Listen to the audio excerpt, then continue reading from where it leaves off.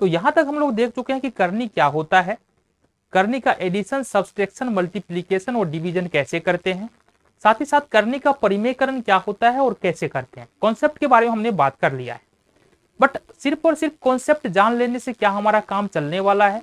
अगर थोड़ा मोड़ा देखेंगे तो काम चल जाएगा, बट अगर हमारे पास नया प्रश्न आता है तो वहां पर समस्याएं होने वाली है। तो यहाँ पर हम ढेर सारे प्रश्न को देखने वाले हैं, ठीक है, सीखने वाले हैं कि किस किस तरह का प्रश्न करनी के परिमेयकरण पर आधारित हमारे पास आ सकता है। और जरा बात करें तो यहाँ पर अगर हम बात करें पहले नंबर का प्रश्न, तो पहले नंबर का प्रश्न गौर से देखना, ये है 2/√3। तो हमने पीछे बात भी किया था कि करनी का परिमेयकरण होता क्या है। करनी का परिमेयकरण तभी होगा जब कोई हमारे पास एक फ्रैक्शन यानी कि भिन्न रहेगा। तो सपोज यहाँ पर हमारे पास 2/√3 एक फ्रैक्शन यानी कि एक भिन्न है। अब इस भिन्न में अंश और हर होता है, ये बात तो हमको पता है, जिसमें ये 2 जो है ना, ये क्या है, हमारा अंश है, और ये 3 क्या है, हर है। तो करनी का परिमेयकरण सबसे पहले तो हम फ्रैक्शन में जो संख्या होता है उसी का करते हैं। देन दूसरी बात है, अगर फ्रैक्शन के हर में कोई अपरिमेय संख्या है तब करनी का परिमेयकरण करते हैं, ठीक है।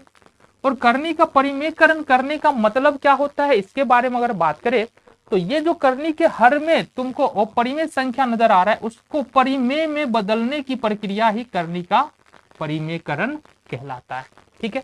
इतनी बातें क्लियर है। मतलब किसी भी भिन्न के हर में जो अपरिमेय संख्या है उसको परिमेय संख्या में बदलना ही करनी का परिमेयकरण कहलाता है। और जब यह प्रक्रिया करते हैं तो संख्या के वैल्यू में किसी भी प्रकार का अंतर नहीं आता है। क्लियर है। आगे देखिए, तो अब जो हमारे पास यहाँ पर जो प्रश्न है ना 2/√3, इसका परिमेयकरण हम लोग कैसे करेंगे? देखो बहुत आसान है, हमने पहले बात भी किया है कि इस संख्या का परिमेयकरण कैसे करते हैं। बहुत आसान है, बहुत आसानी से तुम कर सकते हो। कैसे करोगे, आओ बात करें। हमने बताया कि अगर तुम्हारे पास कोई नंबर दिया है 1/√a, इसका परिमेयकरण करने का क्या तरीका है? सबसे पहले एक गुना का चिन्ह लेंगे, ठीक है। देन एक भिन्न बनाना है हमको। भिन्न किससे बनाएंगे? भिन्न बनाएंगे ये जो √a नजर आ रहा है ना, इसी से बनाएंगे। अंश और हर √a ही हमारा रहने वाला है, तो ये हमने फ्रैक्शन बना लिया। अब गुना कर देंगे सिंपली, 1 को √a से गुना करेंगे √a, और √a को √a से गुना करेंगे a हो जाएगा। देखो एक बात यहाँ पर तुमको ध्यान रखने की जरूरत है कि अगर √a को √a से मल्टीप्लाई करते हैं तो ये a होगा, √2 को √2 से मल्टीप्लाई करते हैं ये 2 होगा, √3 को √3 से मल्टीप्लाई करते 3 होगा। अब तुम पूछोगे ऐसा क्यों? तो ऐसा क्यों का जवाब जो है ना वो अगले चैप्टर में तुमको मिलने वाला है, ठीक है, जब पावर के बारे में वहां पर पढ़ने वाले। तो इजिली कर पाओगे क्या? आओ देखिए जरा। तो यहाँ पर करना क्या हमको? सिंपली करना कुछ नहीं है, √3 नीचे में है, यहाँ पर √a था तो √a/√a क्या गुना लेंगे, √3 और बट्टे में यहाँ से √3 कर देंगे। और यहाँ पर हमारे पास फाइनली क्या आ जाएगा देखना जरा, 2 को √3 से गुना करेंगे √3, और √3 को √3 से गुना करेंगे तो हमारे पास 3 आ जाएगा। 2√3 होगा ना, ये 2√3 और 3 आ जाएगा। क्लियर है बात? यहाँ तक क्लियर है। आगे बढ़े, आगे आ जाओ। दूसरा जो प्रश्न है थोड़ा सा अलग है। प्रश्न है 2/3√3, ये प्रश्न है हमारे पास। यहाँ पर तुमको देखना ये है, अगर ऐसा प्रश्न पूछा जा रहा है तो तुमको देखना ये है कि हर में अपरिमेय संख्या कौन सी है। तो देखो यहाँ पर √3 ही नजर आ रहा है जो अपरिमेय संख्या है, तो मल्टीप्लीकेशन लेंगे और ये जो अपरिमेय संख्या है इसी से ऊपर और नीचे अंश और हर में गुना कर देना। गुना किया हमने। अब 2√3 को गुना करेंगे तो 2√3 हो जाएगा। साथ ही साथ देखो यहाँ पर 3√3 है और इसको गुना करना है किससे? √3 से। हमने कहा 3 का 3, और √3 गुने √3 कितना हो जाएगा? 3 हो जाएगा। हमने बताया अब ये भी 3 किया है 9। तो कहने का मतलब इसके हर में कितना हो गया? 9। देखो हमने क्या बताया, हमने बताया करनी का परिमेयकरण होता है तो हर जो है वो परिमेय में बदलता है। बदल गया परिमेय में, यहाँ भी परिमेय में बदल गया। तो बस यही समझना है हमको। बहुत ज्यादा मुश्किल प्रश्न होता नहीं है, सिर्फ तुमको कैलकुलेशन परेशान करता है, वहीं पे मत गच्चा खाते हो तुम। आगे बढ़ो।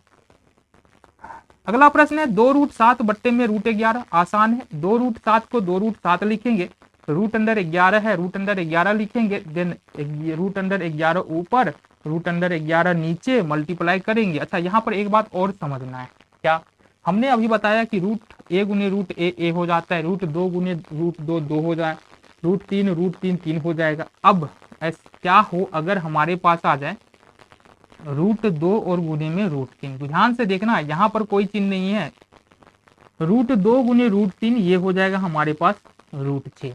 अगर सपोज √7 और गुने में √5 आ रहा है तो ये होगा √37। अंदर वाली संख्याओं को सिंपली गुना करते जाओ, इसका रूल होता है, बट अभी समझो।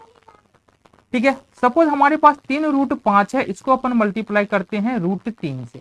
तो 3 का 3 लिख लेंगे पहले, जो बाहर में उसको लिख लो, और 5 किया √15। सपोज हमारे पास 3√5 है, गुना में 2√3 है, तो सबसे पहले इसको गुना करो, 2 किया है 6, देन 5 किया है 15, √15। तो इसको भी तुमको ध्यान रखने की जरूरत है, बेसिक बातें हैं, छोड़ के नहीं जा सकते, बहुत ज्यादा महत्वपूर्ण होता है। अभी तक छोड़ के आए हो इसलिए मैथ में फंस रहे हो, इसलिए इन सारी बातों पर ध्यान देके चलना है, ये बात समझो। चलो जी, इसका मतलब क्या हुआ, 2 का 2 लिखेंगे, अब तो समझ में आ गया, समझा दिए। 2 का 2 लिखेंगे और √7 √11, तो √77। √11 को √11 2 बार गुना में आएगा, 11 हो जाएगा। क्लियर है बात? चलो जी, यहां तक बातें समझ में आ गई। यहां तक अब इस पैटर्न पे जितने भी प्रश्न आएंगे तुम इजिली कर पाओगे। बट अब आ जाओ, कुछ एक्स्ट्रा प्रश्न देखते हैं। प्रश्न है हमारे पास 1/3 + √2। अब ऐसे प्रश्न को करने का परिमेयकरण कैसे करेंगे, इसके लिए हमको एक बात को समझना है। तुमने बहुत पहले पढ़ा होगा a + b × a - b, ये बराबर होता है a² - b²। होता है कि नहीं होता है, पढ़ा है तुमने। कहां से आया, इसको मल्टीप्लाई करेंगे, ये वाला आ जाएगा। ठीक है, अब आ जाओ, इसका मतलब अगर हम लिखे 5 + 3 और यहाँ पर 5 - 3, तो ये आएगा 5 का स्क्वायर और माइनस का 3 का स्क्वायर। ये हो जाएगा 25 25 और 3 तिया 9, 16 उत्तर हो जाएगा इसका। क्लियर है, यहां तक बातें समझ में आ रही। चलो जी, अगर हम लिखे 3 + √2 और 3 - √2, गौर से देखना इसको, ए के जगह पर 3 है, बी के जगह पर √2 आ रहा है, फिर ए के जगह पर क्या है 3 है, और माइनस बी के जगह पर √2 आ रहा है।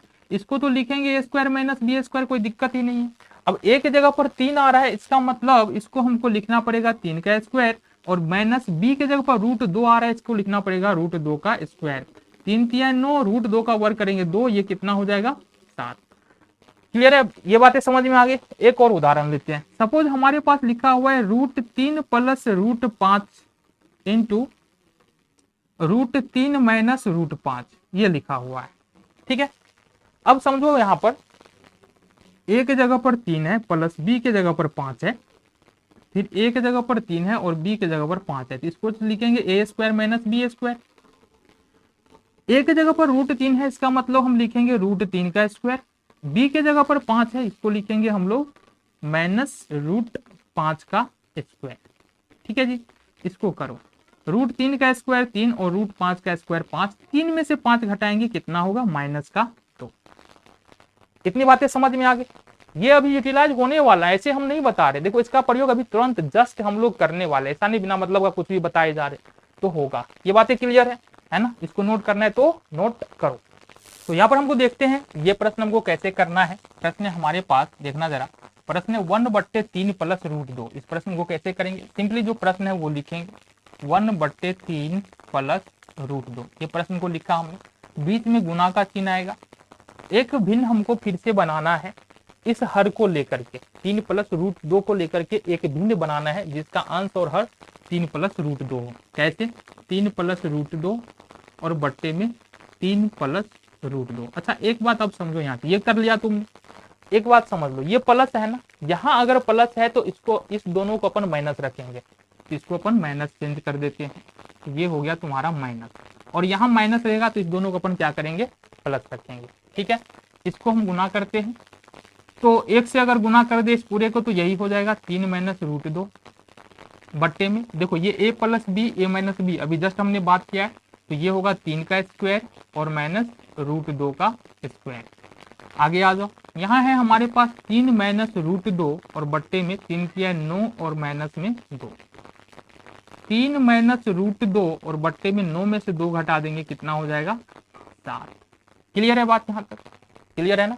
चलो, एक प्रश्न और इसी सेम पैटर्न पे हम लोग देखते हैं। 5वें नंबर का प्रश्न देखना जरा, यहाँ पर हो जाएगा हमारे पास 5 बट्टे में √3 -√5, ये है हमारे पास। ठीक है, कैसे करेंगे आओ देखें। सिंपली सबसे पहले बराबर लेना है, 5 बट्टे में लिखना है √3 - √5, गुना लेंगे। अब √3 - √5 ऊपर और √3 - √5 नीचे। ठीक है, अब यहाँ पर चूंकि माइनस है तो ये दोनों किस में होगा, प्लस में। क्लियर है बात।